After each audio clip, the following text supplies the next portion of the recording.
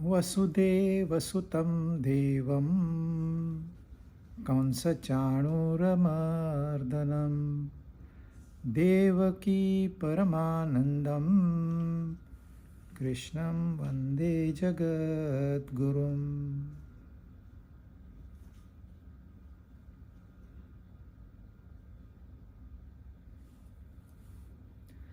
भगवत गीता अध्याय 13 हमने 31 श्लोक पूरे किए थे। 31 में उन्होंने कहा था वो ब्रह्म को प्राप्त होता है। 30 में कहा था वो अकर्तार है। तो थोड़ा उसका और विश्लेषण अभी आगे के श्लोक में करते हैं। 32वां श्लोक। अनादित्वान् निर्गुणत्वात् परमात्मायम् अव्ययः शरीरस्थोऽपि कौन्तेय न करोति न लिप्यते। हे कौन्तेय, हे अर्जुन, यह मतलब जो ब्रह्म उन्होंने कहा पहले, वह अनादि है, निर्गुण है, अव्यय है, परमात्मा स्वरूप है।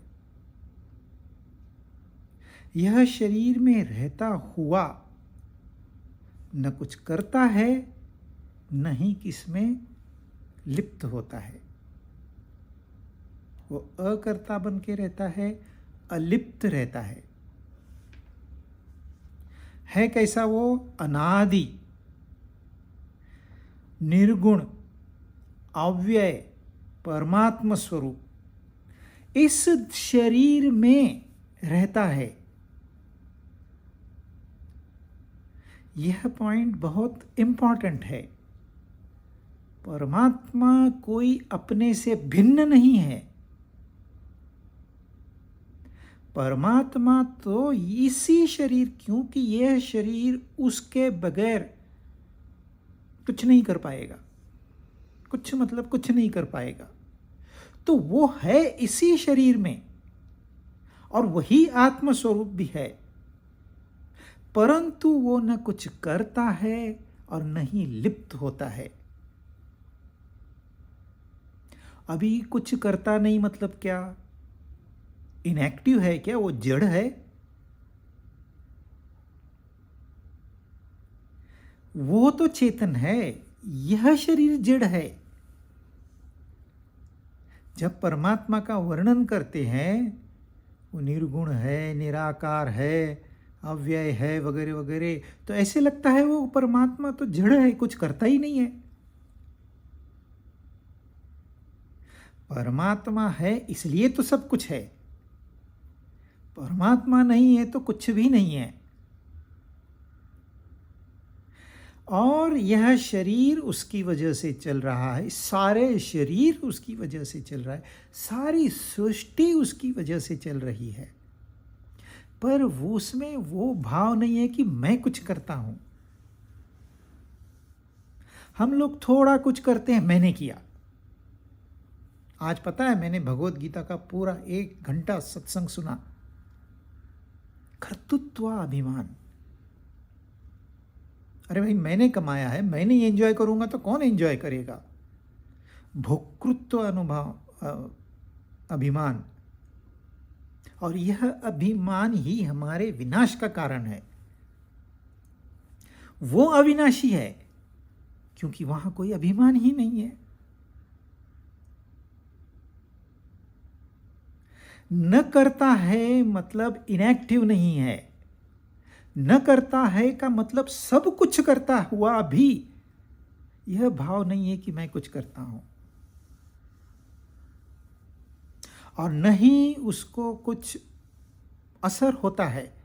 सुख आया, बोलता है चलो ये तो टेम्पररी है, चला जाएगा। फिर दुख आया, कहता है ये भी टेम्पररी है, चला जाएगा। संसार में कुछ भी परमानेंट नहीं है। आज जिस इंद्रिय में दर्द है, कल आप उसी इंद्रिय को भोग करोगे। हमारा प्रॉब्लम क्या है? दुख है, दुख है, दुख है, रोते बैठेंगे। और जब भोग मिलेगा तो हंसते बैठेंगे, आहा हा, व्हाट एन एंजॉयमेंट, क्या मजा आया पार्टी में। तो हमको इसमें से ये सीखना है, पहली बात तो शरीरस्थ, शरीर है मतलब सब कुछ हो रहा है पर करता नहीं है। गीता का पाठ हो रहा है, करता कोई नहीं है। यह संसार में सारी गतिविधियां चल रही है, करता कोई नहीं है। महात्मा और हम में ये फर्क है, हम कहते हैं मैंने किया, वो कहते हैं हो गया। या आश्रम मैंने बनाया, नहीं, ये बन गया, लोगों का उत्साह था, लोगों ने कंट्रीब्यूट किया, हो गया। तो ये कर्ता में हम कर्ता को निर्माण करते हैं और यह कर्ता सुख दुख से जाता है। यदि वो अकर्ता होता तो सुख दुख से नहीं जाता, आश्रम बन जाता। तो क्योंकि मैंने किया है तो आपने कर्ता को उत्पन्न कर दिया। अब आश्रम में कुछ गड़बड़ हो गई तो आप में गड़बड़ होगी।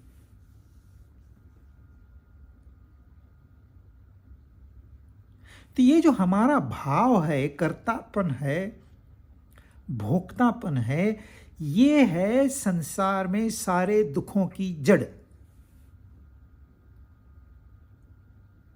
जो नहीं है उसके पीछे भागो,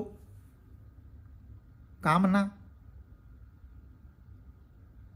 जो है उसके बारे में सोचते बैठो, मेरे पास इतना है, मेरे पास ये है, आसक्ति, ममता। ऐसे चिपक जाते हैं मानो जन्मों जन्मों से साथ है, और साथ है टेम्पररी, कल बिछड़ना है। कौन से क्षण बिछड़ेंगे ये भी पता नहीं हमको, अगला क्षण हो सकता है बिछड़ने का, पर हम चिपक जाते हैं, बांध लेते हैं। बंधन यह कृत्रिम है, मुक्ति यह नैसर्गिक है। मुक्ति के लिए कुछ नहीं करना पड़ता। लोगों को लगता है मुक्ति के लिए बहुत कुछ मेहनत करनी पड़ती है, कुछ भी नहीं करना पड़ता, वो स्वाभाविक है। हम मुक्त है, इसलिए तो हम बंधन में फंसे।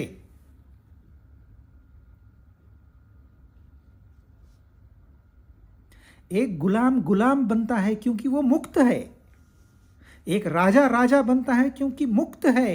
दोनों मुक्त है। आप क्या कहां जाना चाहते हो आप जाइए, अपने आप को बांध दीजिए, ये स्वतंत्रता आपको दी हुई है।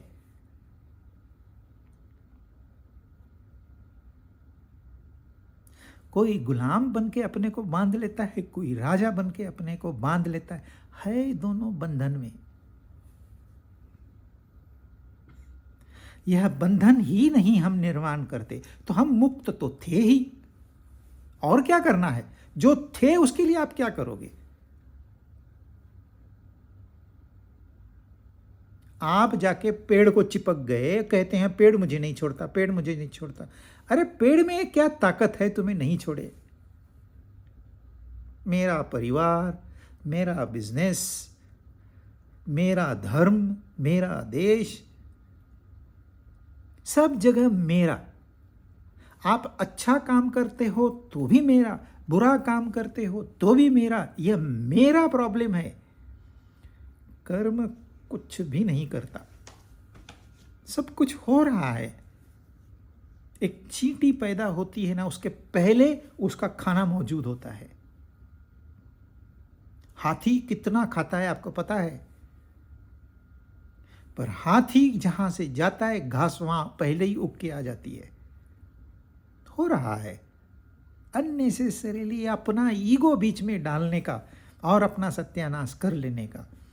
ये इंसान को सिखाया गया है बचपन से। यदि वो पहले से ही उसको मुक्त छोड़ा जाता तो ये सारा बंधन था ही नहीं।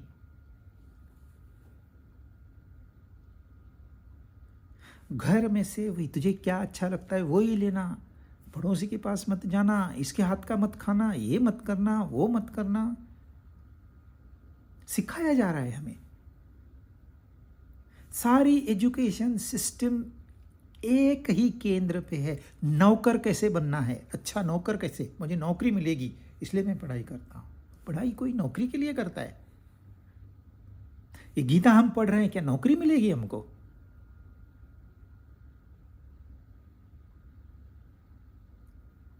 पर चक्कर में फंस गए हैं, अभी क्या करें? बस यही करना है, इसी शरीर में रहना है। यह शरीर अपना कार्य करता रहेगा, क्योंकि यह प्रकृति का शरीर है। तो आंख खोलोगे तो रंग रूप दिखाई देगा कि प्रकृति है। आप प्रकृति में इंटरफियर मत करिए, इस शरीर को छोड़ दीजिए। ये मन है, यह भी प्रकृति का हिस्सा है, यह भी वहीं भटकेगा, भटकने दीजिए। हम तो चेतन तत्व है ना। सारी गड़बड़ है, हम कौन है यही हम भूल गए। अगर वो याद आ जाए, वाह वाह, शरीर अपना काम करते रहेगा। आपको भोजन करना है, समय हो गया, भूख लगी, खा लीजिए। बाल बढ़ गए, काट लीजिए। नहाने का समय हो गया, नहा लीजिए। शरीर में ही रहना है, शरीर से भिन्न नहीं। इसको फेंक नहीं देना, आत्महत्या नहीं करनी, वो तो बहुत बड़ी हिंसा है। वो तो आप अपने कई जन्मों के पाप इकट्ठा कर ले रहे हो।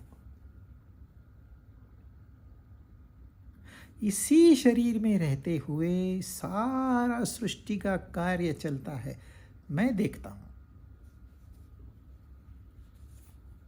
जैसे टीवी आपने ऑन कर दिया, कोई रो रहा है तो कोई हंस रहा है, कोई जोकर है, कोई सीरियस है, कोई बॉस बन के बैठा है, आप देखते हो, तमाशा चल रहा है। Same, identical. न करोति न लिप्यते। इसके लिए उन्होंने 2 उदाहरण दिए हैं, वो अगले श्लोक में है। तो यही बात हम थोड़ा और विस्तार से अगले 2 श्लोकों में रिपीट करेंगे, परंतु उसका वर्णन क्या है? वो अनादि है। अनादि मतलब क्या? जिसका आरंभ हुआ है वो आदि, और जिसका आरंभ हुआ है उसका अंत निश्चित है।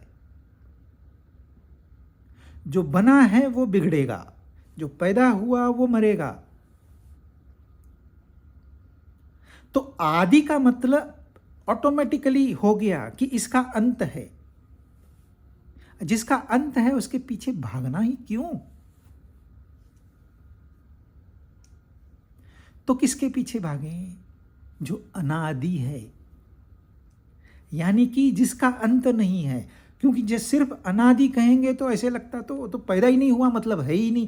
क्योंकि हमारे खोपड़ी में ये भर दिया है, जो पैदा है वो है। गलत।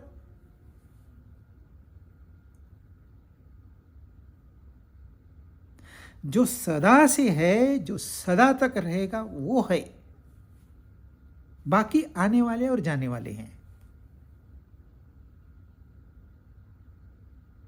कितनी गारंटी है इस शरीर की? किसी को भी। अभी है तभी नहीं, खत्म।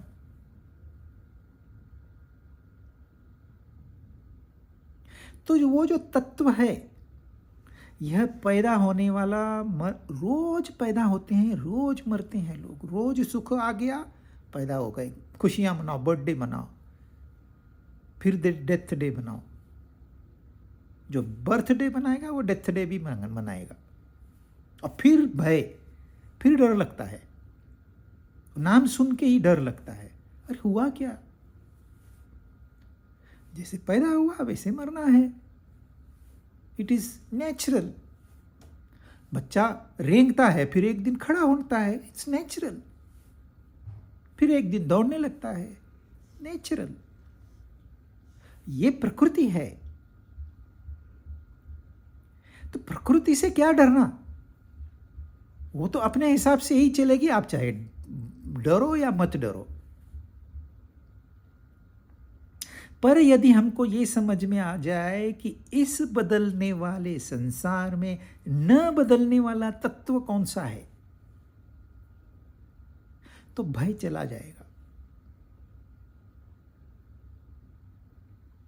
यह ज्ञान है। इसलिए यहां थोड़ा सा चिंतन मनन करना पड़ेगा। यह ज्ञान, जो तत्व ज्ञान, ये कोई किसी को नहीं दे सकता। ऊपरी ज्ञान दे सकते हैं, गीता हमको बता सकती है भाई इस दिशा से नहीं, इस दिशा से जाओ। जाना नहीं जाना हमारे हाथ में है। तो अनादि है, जो पैदा ही नहीं हुआ है, पैदा नहीं है तो उसका अंत भी नहीं है। जो सदा से है, सदा तक रहेगा, क्या है जरा सोचिए। फिर निर्गुणत्वात्, ये एक बात कहते हैं, उसको सपोर्टिंग दूसरी कहते हैं, क्योंकि अनादि तो प्रकृति भी है, गीता ने ही कहा है।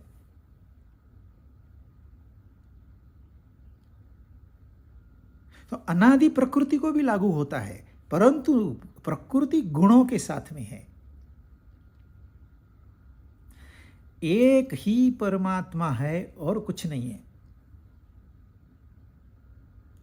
उसी वो सब जगह है, जैसे यहां है वैसे वहां भी है, जर्रे जर्रे में वो भरा हुआ है। और जब हम गुणों की दीवार खड़ी करके उस गुणों के दीवार से के थ्रू हम परमात्मा को देखते हैं, तो उसको प्रकृति कहते हैं।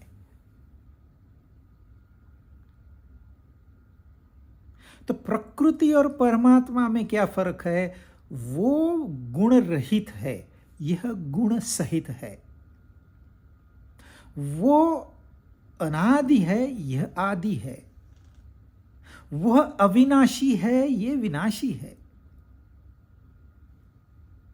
वह अविकारी है, यह विकारों से भरी हुई है। पर यदि यह गुण नहीं होते तो यह प्रकृति भी अनादि थी, यह प्रकृति भी निर्गुण थी, यह प्रकृति भी अविनाशी ही थी।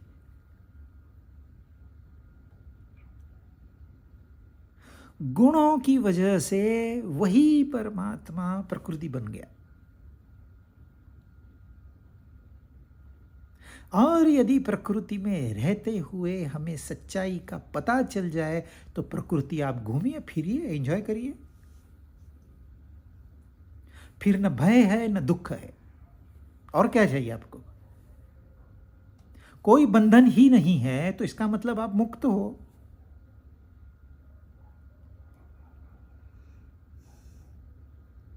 तो मुक्ति के लिए क्या करना है? बंधनों से छुटकारा। बंधनों से छुटकारा कैसे मिलेगा? ये गुण रहित स्थिति प्राप्त करनी है। वह निर्गुण है, परंतु उसको रास्ता सगुण से जाता है। क्योंकि निर्गुण कह देंगे तो जो भक्त लोग हैं वो ऑब्जेक्शन करते हैं, और जो ज्ञानी कहते हैं हम तो निर्गुण की उपासना करते हैं। कोई निर्गुण की उपासना नहीं कर सकता, आप कितने भी बड़े ज्ञानी हो, आप आसमान से टपके हो तो भी नहीं, आपको सगुण का सहारा लेना ही पड़ेगा। एक ओम शब्द भी सगुण हो गया।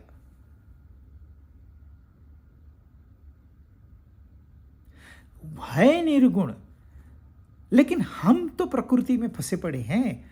तो जो मार्ग है, दिशा जो है, ध्येय जो है, उसको सगुण रूप में ही देखना होगा। क्योंकि पहले उन्होंने 12वें अध्याय में सगुण की तारीफ की थी। जब अर्जुन ने पूछा मैं सगुण की उपासना करूं या निर्गुण की उपासना करूं, तो भगवान ने कहा सगुण की उपासना कर। क्योंकि अर्जुन निर्गुण की उपासना कर ही नहीं सकता, कोई नहीं कर सकता। लोग भले क्लेम करें, उपासना है, लौकिक है, तो जो भी लौकिक है उसमें सहारा लौकिक ही लगेगा। पार स्टेप होगी तो ही आप ऊपर चढ़ोगे। जब शिखर पे पहुंच जाओगे तो कहोगे स्टेप क्या काम की। जो मिशन थी अकॉम्प्लिश हो गई, पर सहारा तो लेना ही पड़ा। पेंटर ने पेंटिंग कर दी, पेंटिंग खत्म हो गई, अब पेंटिंग करनी नहीं है तो ब्रश का क्या काम है।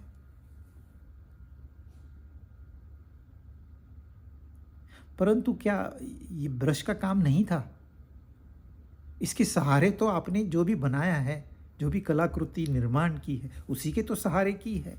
तो बगैर सहारे आप वहाँ नहीं पहुँच पाओगे, सहारा चाहिए। पर ये ध्यान में रखिए, वह तत्व निर्गुण है, तो हमको भी गुणातीत होना है। धीरे धीरे, पहले तमस है तो तमस को कम करके रजस बढ़ाना है, रजस है तो रजस को कम करके सत्व बनाना है, सत्व है तो सत्व को भी कम करना है, और धीरे धीरे इन तीनों गुणों से पार हो जाना है, तो हम उससे एक रूप हो गए। इसी शरीर में रहते हुए, इसलिए इस जब तक नहीं होता है, शरीर को बना के रखना है। लोग तो शरीर को भी अब्यूज करते हैं, एक खाता ही रहेगा, एक उपवास ही करता रहेगा, क्योंकि ये दोनों ही आसान क्रियाएं हैं। मॉडरेशन डिफिकल्ट है। अरे कम खा, ये नहीं होगा मेरे से। तूने 2 ही चपाती खानी है, नहीं होगा। मैं तो 4 की मुझे आदत है, मैं 4 ही खाऊंगा। मॉडरेशन किसको भी नहीं चाहिए, वो डिफिकल्ट है। हम तो अच्छे लोग हैं बाबा, ईमानदार लोग हैं, हम न किसी के लेन में हैं न किसी के देन में। वो लोग हैं सबके अंदर नाक खुपसेंगे, परंतु न आप संसार में उलझने का कोई सही तरीका है, नहीं संसार से अलिप्त रहने का। बीच का रास्ता,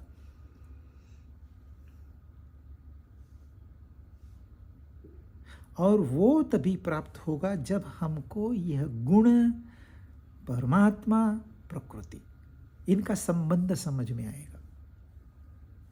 एक साइड में नहीं है, मतलब ये कहने का तरीका है कि एक परमात्मा है, एक प्रकृति है, बीच में गुण है। परमात्मा गुणों से जब देखेगा तो अपने आप को प्रकृति के रूप में, पर ऐसा है नहीं, है वो सर्वव्यापक।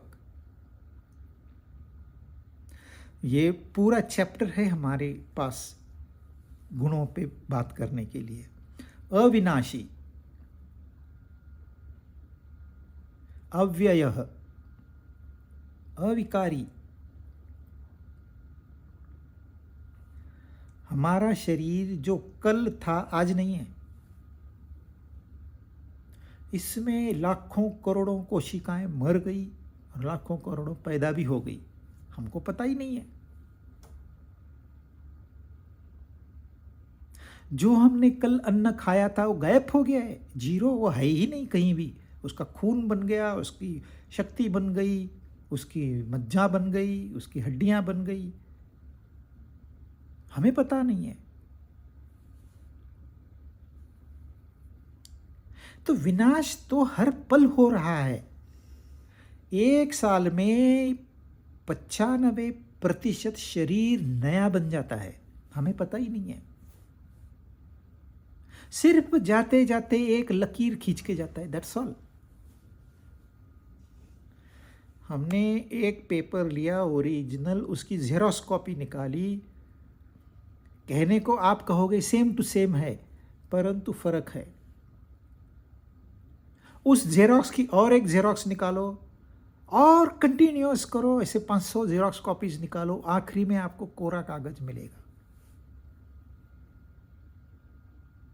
कुछ भी छपा नहीं होगा उसके ऊपर। इसको कहते हैं एजिंग। तो 90%, 95% शरीर गया, वो मिट्टी में मिल भी गया, हमें पता ही नहीं है। जिसे पता है उसको कहते हैं अव्यय। हाँ, यह शरीर विनाशी है, हम अविनाशी है।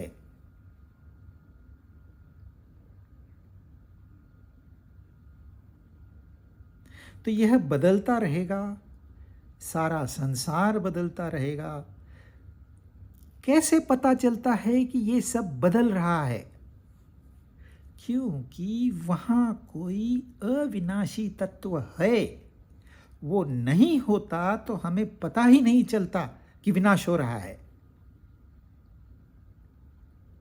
और परमात्मा स्वरूप, परमात्मा इस उच्चतम स्थिति। यदि कोई इंसान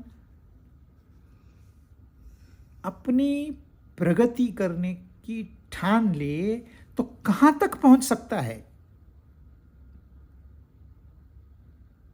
गिरने की तो हमको पता है, नराधम हो जाएगा, चांडाल हो जाएगा। पर यदि आगे बढ़े तो कहां तक पहुंच सकता है? एक दिन वो परमात्मा स्वरूप हो सकता है।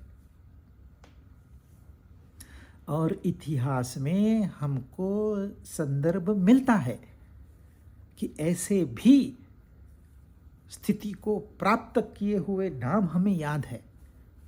प्रभु राम है, भगवान श्री कृष्ण है, बुद्ध है, महावीर है, नानक है, कबीर है, तुलसी है, मीरा है। तो हमारा आदर्श कौन होना चाहिए? कोई राक्षस, कोई असुर, या इनमें से कोई? तो ये सब ज्ञान हमारे लिए है।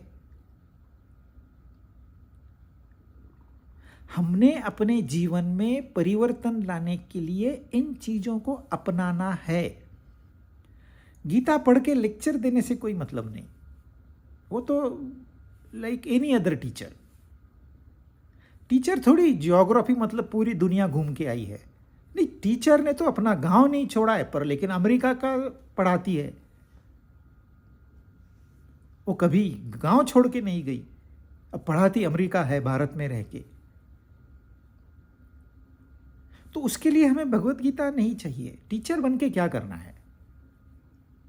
कितनी पगार मिलेगी आपको? अरे वो टीचर को तो अच्छी पगार मिल जाती है, ये टीचर को तो कोई कुछ नहीं देता है।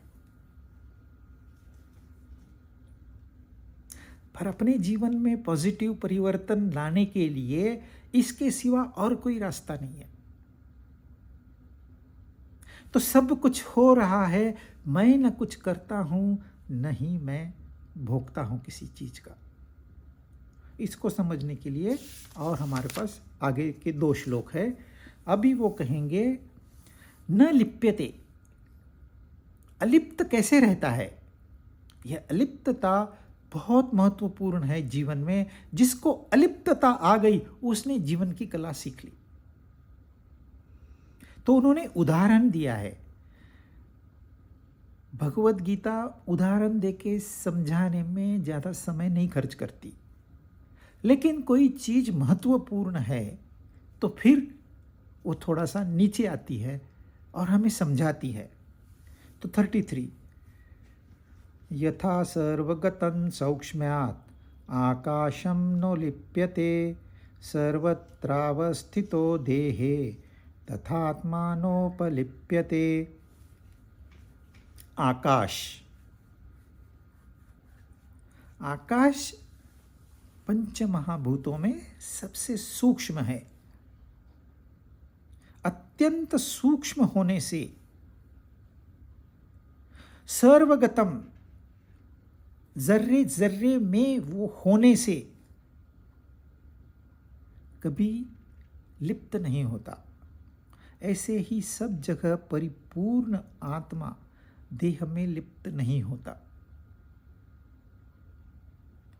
उपमा दी है आकाश की। थोड़ा समझना पड़ेगा तो समय भी देना पड़ेगा। आकाश यह पहली निर्मिति है। वह जो अविनाशी तत्व था, है, वो रहेगा। उसी में से आकाश की निर्मिति हुई। फिर उसके बाद में वायु, फिर उसके बाद में अग्नि, फिर उसके बाद में जल, फिर उसके बाद में पृथ्वी। पृथ्वी मतलब फ्रोजन लिक्विड।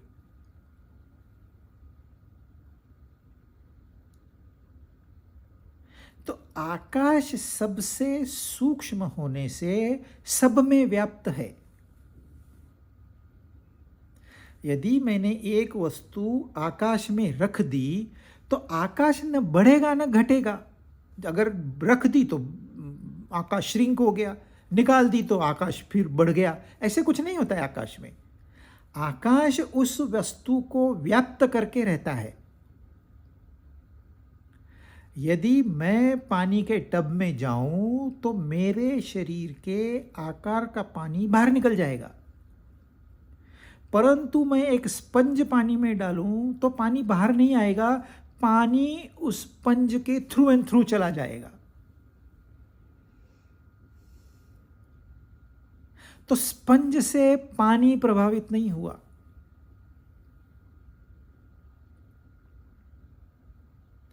पानी से सूक्ष्म है, जल से सूक्ष्म है तेज, तेज से सूक्ष्म है वायु, और वायु से भी सूक्ष्म है आकाश।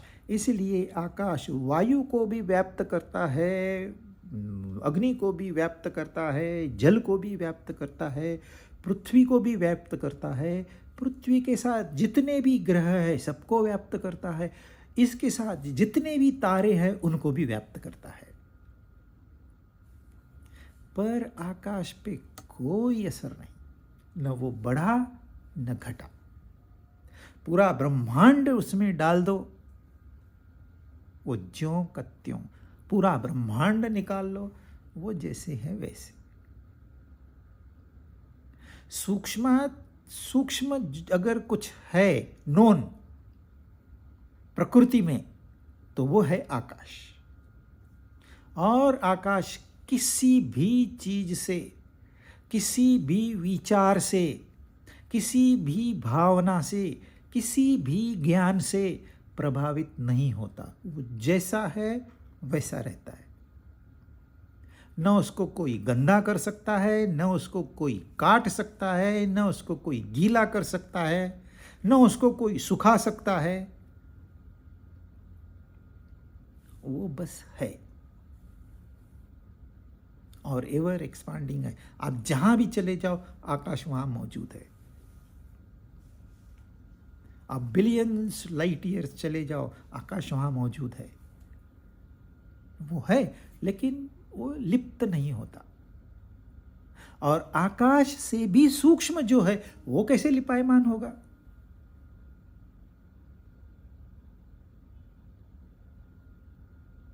एक देह हो तो समझ में आ जाए। मनुष्यों के ही 700-800 करोड़ देह है। और कितने प्राणी होंगे इस शरीर में, इस धरती पे? जितने रेती के कण होते हैं टोटल डेजर्ट में और समुद्र में, उतने प्राणी हैं यहाँ पर। जितने सूरज है आसमान में, जितने तारे हैं आसमान में, उतने जीव है यहाँ पर। कितने तारे हैं? 400 billion stars in our galaxy. There are 2 trillion galaxies जो शास्त्रज्ञों ने अनुमान लगाया है, अनुमान कि 2 ट्रिलियन गैलेक्सीज है। एक गैलेक्सी में 400 बिलियन सन्स है। यह ब्रह्मांड की एक शाखा है। तो कितने तारे हुए? अथा वो पता ही नहीं चलेगा। इंसान वहां तक कभी पहुंच ही नहीं पाएगा। इंसान समाप्त हो जाएगा पर पहुंच नहीं पाएगा। तो कितने जीव है यहां पर? नामुमकिन है गिनना, इम्पॉसिबल। हमें तो पता भी नहीं था कोरोना भी होता है। परंतु इन सब में आत्मा एक ही है। जीव आते हैं जाते हैं, आत्मा ज्यों की त्यों है। कोई उसके ऊपर परिणाम नहीं होता। और हमारे यहाँ 2 रुपए का नुकसान हो गया तो रोने बैठ जाते हैं।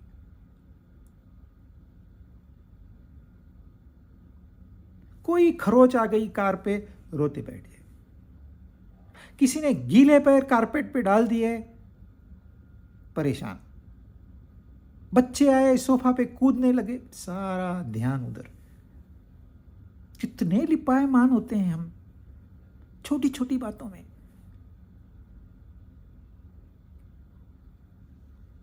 छोटी बात हुई गुस्सा, बड़ा गुस्सा।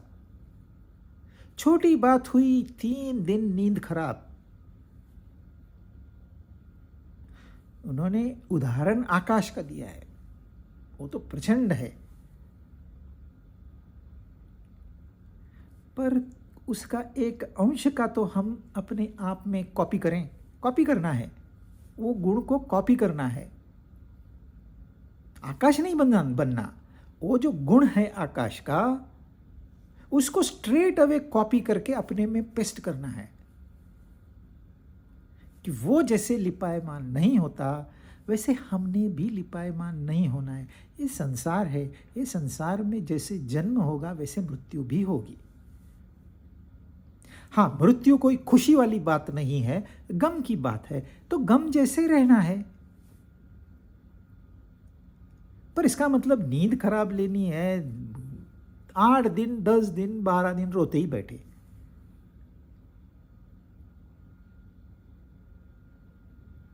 जो आत्मा गई है, क्या उसको आपका रोना पसंद है? इतना परिणाम होता है हर चीज का हमारे ऊपर। इंसान की उम्र आधी हो जाती है खाली इन फालतू की बातों से।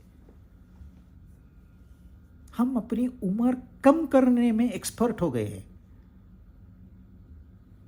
नेचुरल जो सर्वसाधारण जीवन है वो हम जीना ही नहीं चाहते। सब कुछ हमको कृत्रिम चाहिए। भोजन खाना भी फैक्ट्री वाला चाहिए, ताजा कोई बना के खाने को तैयार नहीं है। बेकरियां बढ़ रही है, फैक्ट्रियां बढ़ रही है, इकोनॉमी बढ़ रही है, पर आपकी सेहत को क्या ध्यान ही नहीं है। Mobile mobile mobile, TV TV TV, time ही नहीं है। क्या करें? सबसे बड़ा काम मिला है, मोबाइल देखो, टीवी देखो, इतनी बड़ी जिम्मेदारी है। और फिर रोते बैठो, इसने मेरे को लाइक नहीं दिया, मैं भी नहीं दूंगा। रोते बैठो, 1 लाइक क्या नहीं मिला, परेशान। और 2 लाइक क्या मिले, उछल कूद। अरे लाइक की भी कोई कीमत है? अंगूठा दिखा दिया, एक तो कीमत है, पर उसका भी हमारे ऊपर असर। आकाश तत्व कोई मृत चीज नहीं है, वो चेतन तत्व है। उसी से वायु की निर्मित होने वाली है, तो आप जिंदा रहोगे। आकाश ही नहीं होता तो फिर आप भी नहीं थे। इस शरीर ने भी तो आकाश व्याप्त करके रखा है, पर आकाश सूक्ष्म है, वो आर पार चला जाता है, इसलिए उसके ऊपर कोई असर नहीं होता। ऐसे ही यह संसार हमसे आर पार चला जाए तो हमको कोई असर नहीं होगा। हम भी रहेंगे, संसार भी रहेगा, सब कुछ घटेगा, पर जो मैं है, जो झूठा मैं है, वो नहीं रहेगा। बस वही आनंद है। उसी को उन्होंने निर्लिप्तता कहा है। इस झूठे आय को खत्म कर देना है। और हम कर क्या रहे? उल्टा बढ़ा रहे। सो नो लिप्यते आकाश, ये याद रखने के लिए थोड़ा आसान हो जाएगा। न करोति प्रकाश, वो 34वां श्लोक। यथा प्रकाशयत्येकः कृत्स्नं लोकमिमं रविः क्षेत्रं क्षेत्री तथा कृत्स्नं प्रकाशयति भारत। ओ भारत, ओ अर्जुन, जैसे एक सूर्य संपूर्ण संसार को, लोक को प्रकाशित करता है, ऐसे ही क्षेत्रज्ञ संपूर्ण क्षेत्र को प्रकाशित करता है, पर कभी नहीं करता कि मैं प्रकाशित कर रहा हूं।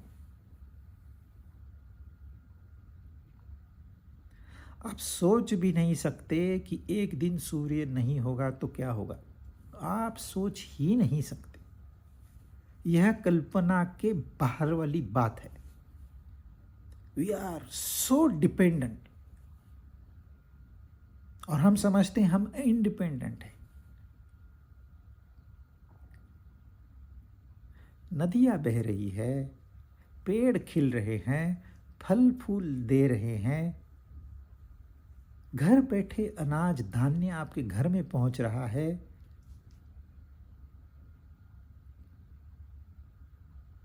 ये सब कौन कर रहा है?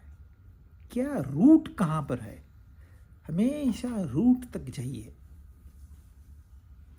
बगैर सूर्य का यहां पत्ता नहीं हिलेगा। हिलेगा क्या? होगा ही नहीं।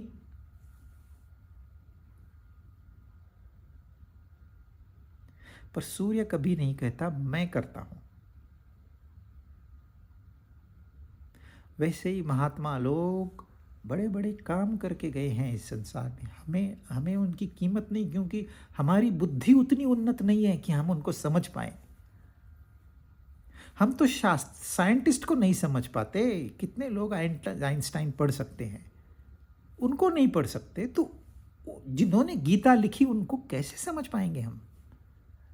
उनकी महानता के लिए हमको थोड़ा तो ऊपर उठना होगा। पर उन्होंने कभी नहीं कहा मैंने लिखी है, मेरे पीछे आओ, मेरा धर्म श्रेष्ठ है, मैंने जो कहा वही करना। कभी नहीं कहा। ये ब्यूटी है इस सनातन धर्म की। सब कुछ हो रहा है, पर कोई ये नहीं कहता कि मैं कर रहा हूं।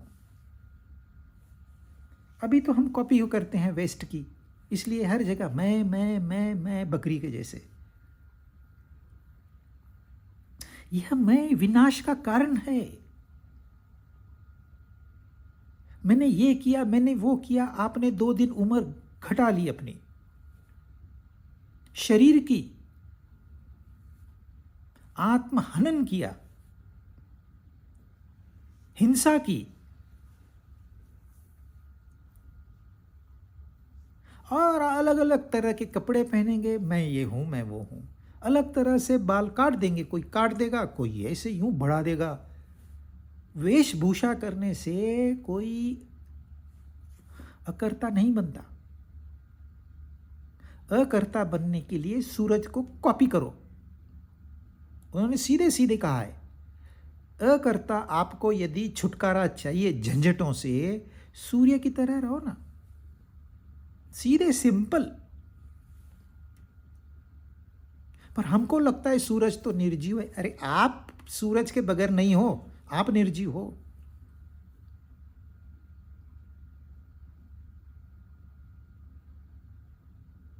जो सूरज का भी सूरज है, जिसको यहां क्षेत्रज्ञ कहा गया है, वह सारे क्षेत्रों में रहते हुए, सारे जीवों को जीवन प्रदान करते हुए कभी ये नहीं कहता कि मैंने कुछ किया है। जैसे जिसका स्वभाव होता है, एक पेंटर थे गायतोंडे करके, उनकी पेंटिंग बिकी 25 करोड़ रुपए में, और वो इंसान ने कभी 250 रुपए नहीं देखे इकट्ठे। वो ऐसे ही मर गया 10 बाय 10 के रूम में। उसके बाद उसकी पेंटिंग बिकी 25 करोड़ में। एक पेंटिंग, ऐसी तो कई पेंटिंग थी उसकी। उसने नहीं कहा मैं इतना बड़ा महान कलाकार हूं। वो 10 बाय 10 के रूम में रहा। मैं तो कहूँगा वो अकर्ता है, उसकी कॉपी करो, नकल करो। न कुछ ले आया न कुछ, बस नेचुरल था, उसके हाथ में कला थी, अपने आप प्रदर्शित हो गई। उसने नहीं कहा मैंने किया। कुछ पेंटर होते हैं, उनके पास कला होती है, लेकिन इतना बड़ा सिग्नेचर नीचे देते हैं वो, ताकि इसकी कमर्शियल वैल्यू बढ़े और मेरा नाम हो। तो करोति, क्षूद्र क्षूद्र पेंटर है वो। जो महान कलाकार होते हैं वो कहते हैं हो गया। हो तो गया दोनों साइड में, यहां एक क्लेम करता है, यहां कोई क्लेम नहीं करता, इतना फर्क है।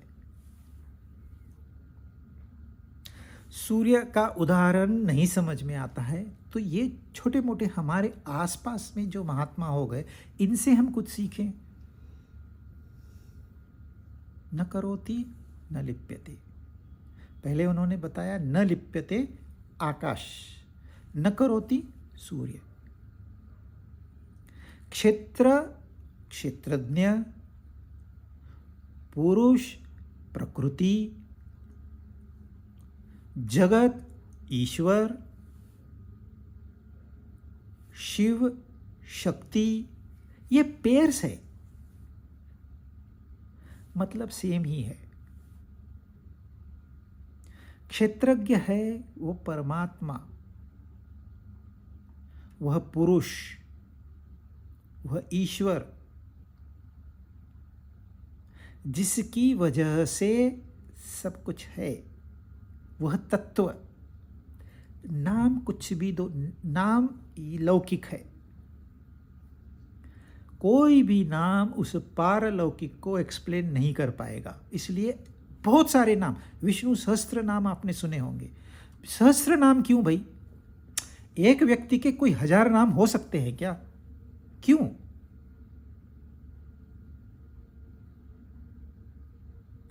क्योंकि सारे नाम लौकिक है।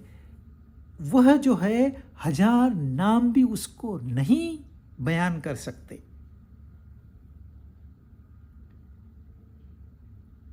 इसलिए सहस्त्र नाम आप उच्चारण करते बैठिए, उसके ऊपर थोड़ा दिमाग लगाई है। क्या ये वो है, विष्णु वो है? क्या वो परमेश्वर वो है? क्या वो अविनाशी वो है? क्या वो निर्गुण वो है? क्या वो निर्विकारी वो है? आप चलते जाइए, चलते जाइए, चलते, आपको बिजी रखना है। तो क्षेत्रज्ञ नहीं समझ में आएगा तो कृष्ण भगवान ने कहा क्षेत्रज्ञम चापि माम विद्धि सर्व क्षेत्रेषु भारत। और क्षेत्र क्या है? इदम शरीरम कौन्तेय, ये 5 तत्व का शरीर, ये 5 तत्व का मन, ये 5 तत्व की बुद्धि, वासना, ये इच्छा द्वेष, ये सुख दुख, जो भी आप अनुभव कर रहे हो वह क्षेत्र है। और क्षेत्रज्ञ काम क्या करता है? जैसे सूर्य इस पृथ्वी का काम करता है वैसे। वह अकर्ता, मतलब कर्तृत्व भावना नहीं है तो अकर्ता है। बगैर उसके बगैर यहां कुछ नहीं होगा। सूर्य के बगैर यहां एक जीव एक क्षण के लिए नहीं रह सकता। एक जीव, ऐसा जीव जो आपको दिखाई भी नहीं देता, दिखाई देगा भी नहीं कभी, वो भी नहीं रह सकता। जैसे कि वही हमारी आत्मा है, पर उससे भी सूक्ष्म वो क्षेत्रज्ञ है। क्षेत्रज्ञ कैसे कहेगा? तो न लिप्यते न करोति, पहले उन्होंने लिप्यते का वर्णन किया, फिर करोति का वर्णन किया। इसमें भी एक रहस्य है। 35वां श्लोक, क्षेत्र क्षेत्रज्ञयोरेवम् अंतरम ज्ञान चक्षुषा भूत प्रकृति मोक्षम च ये विदुर्यान्ति ते परम। इस प्रकार इस प्रकार मतलब जो हमने 34 श्लोक किए हैं उनका सार जो है, इस प्रकार जो ज्ञान चक्षु से क्षेत्र और क्षेत्रज्ञ के विभाग को तथा यह जो भूत प्रकृति है, कार्य कारण सहित जो प्रकृति है, उससे स्वयं को अलग जानता है, वो परमात्मा को प्राप्त होता है। ते विदुर यान्ति ते परम, परम को वो प्राप्त होता है। परम मतलब सुप्रीम मोस्ट तत्व, जो कि हमारे अंदर है, मौजूद है, आप महसूस भी कर सकते हो उसको। कैसे महसूस करोगे आप? लोएस्ट ह्यूमन बीइंग कैसा होता है? किसी ने ऐसे रेप किया, बेचारी लड़की की हड्डियां तक टूट गई, क्या कहोगे आप ऐसे इंसान को? हम तो न्यूज़ देख भी नहीं सकते, क्या कहेंगे उसको? नराधम कहोगे, चांडाल कहोगे, राक्षस कहोगे, क्या कहोगे? इतना नीचे इंसान गिर सकता है? कभी कोई पशु इतना नहीं गिरा, इतना इंसान नीचे गिर सकता है।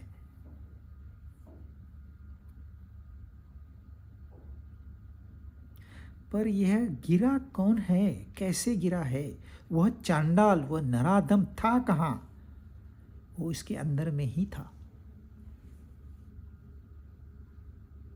यह तो नीचे वाली, अब उससे आप तो ऊपर हो ऑलरेडी, उससे हम ऊपर है। अब इसका आप दिशा निर्देश वही है जो नीचे से हम हमारे लेवल तक आया, बस उसी लाइन को आगे बढ़ाना है। और एक सैक्रिफिशियल इंसान है जिन्होंने अपनी पूरी जिंदगी देके यह रिसर्च किया है, और फिर रिसर्च का जो निष्कर्ष है, क्षेत्र और क्षेत्रज्ञ, यह ज्ञान हमारे तक पहुंचाया है। अभी तक आज भी वो हमारे पास मौजूद है, आज भी हम उस पे ऊपर चर्चा कर रहे हैं। उसकी महानता को जानिए। वो महानता थी कहाँ? वह भी उसी के अंदर थी।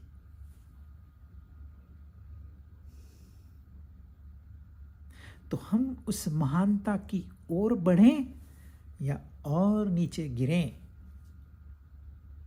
यह निर्णय आपको लेना है। यह इस अध्याय का मैसेज है।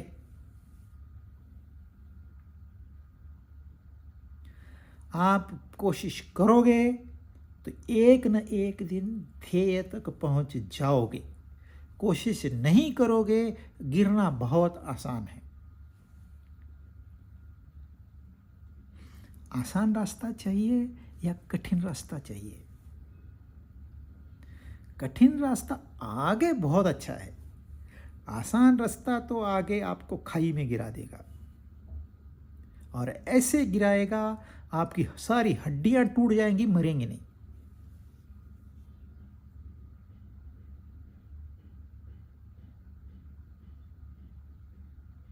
तेरहवां अध्याय ज्ञान का सर्वोच्च, सबसे ऊपर का स्थान है। इसको क्षेत्र क्षेत्रज्ञ, इसका विवेक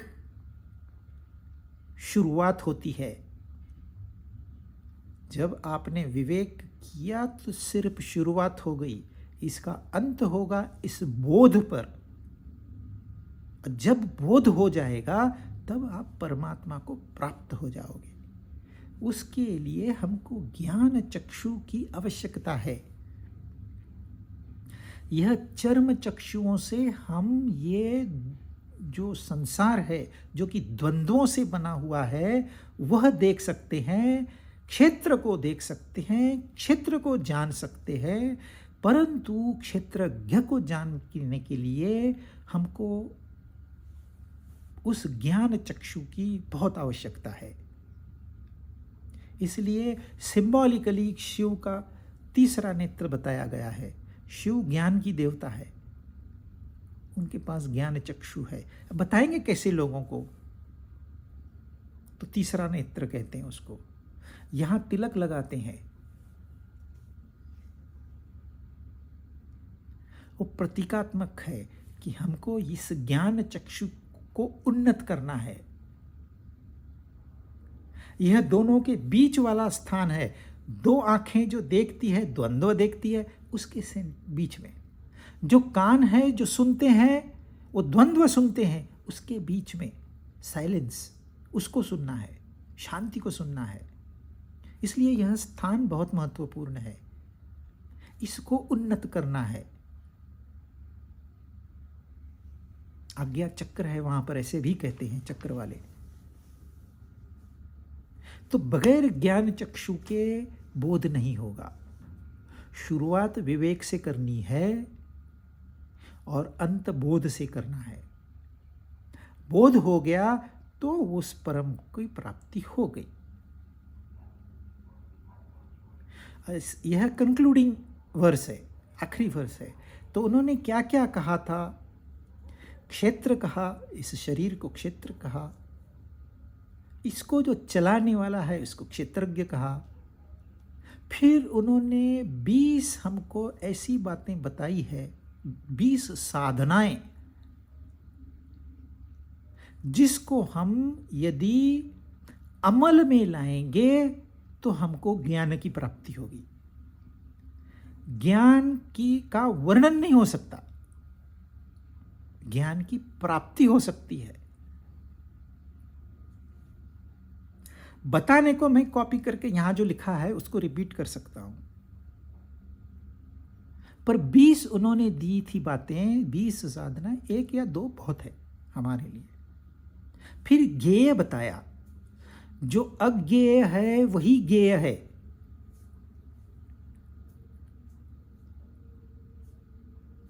वो अज्ञेय नहीं होता तो वो ज्ञेय भी नहीं होता। ये आपको स्वीकारना है कि मैं नहीं जानता, बस। यह एक बार आपने स्वीकार कर लिया, आगे मार्ग बहुत आसान हो गया। और फिर प्रकृति और पुरुष, इसका वर्णन किया है वही बात। पर जब शरीर एक इंडिविजुअल, एक जीव से हम रिलेट करते हैं तो क्षेत्रज्ञ हो गया। जब समष्टि से रिलेट करते हैं तो प्रकृति पुरुष हो गया। एक शरीर क्षेत्र है और सारे शरीर प्रकृति है। सिंगुलर प्लूरल, एक अनेक। और यह प्रकृति और पुरुष में जो बाधा है वह गुणों की बाधा है, सत्व रजस तमस। इन गुणों को पार करना है तो हम प्रकृति से पुरुष में प्रवेश करेंगे। अब इन गुणों को पार कैसे करें? इसके लिए आगे का पूरा अध्याय हमारे लिए है। ये गुण क्या है, ये गुण कैसे बंधन में डालते हैं? गीता के एक्सपर्ट भी गीता से बंध जाते हैं। सत्व ऑल्सो बाइंड्स।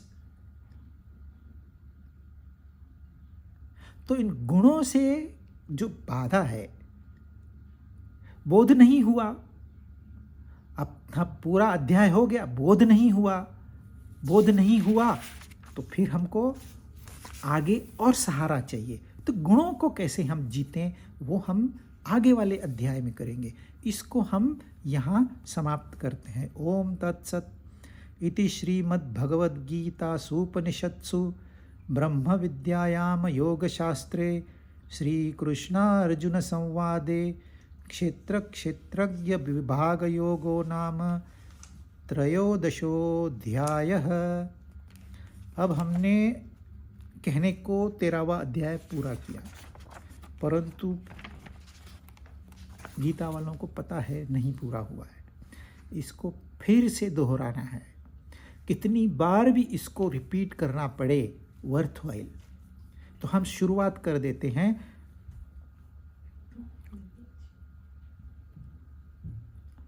यहाँ पर जो पहला श्लोक है इस भगवान का उवाच है, इदं शरीरं कौन्तेय क्षेत्रमित्य विधीयते एतद्यो वेत्ति तं प्राहुः क्षेत्रज्ञ इति तद्विदः। तो इस अध्याय को हम फिर से अभ्यास करेंगे इन द बैकग्राउंड, और फोरग्राउंड पे हम अगली बार चतुर्दशो अध्याय की शुरुआत करेंगे।